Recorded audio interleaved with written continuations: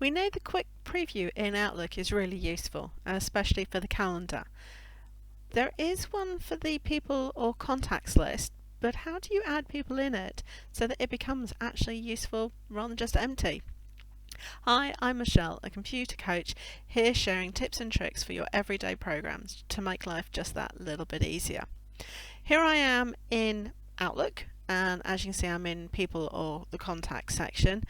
Let me just move my video out of the way first, because of course the bit that I need is here at the bottom. We know that we can get the preview simply by hovering over the relevant section, whether you've got it full screen or not. If you haven't seen this before, I will link the video where I share this information. It'll be in the iCards above, and I'll link it down at the bottom as well.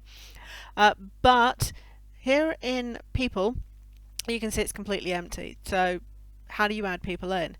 Well, first thing is you need to add people into your actual people list, so add contacts into the list. And again, if you're not sure how to do that, I'll share a link for one of the quick ways to do that, because there are of course multiple ways. Once somebody's in, you ready for this difficult bit? You're going to right click on them, and then here towards the top you've got add to favorites.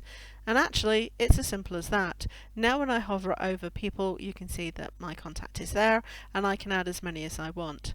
You might be wondering, well, if I don't need the contact anymore, how do I take them out? It's also pretty straightforward.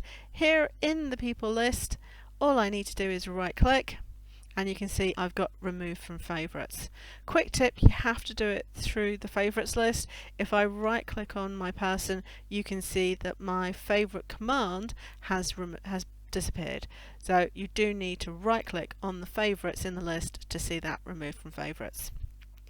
If you found this tip useful, please give the video a thumbs up, and if you've got any questions, remember to leave a comment down below.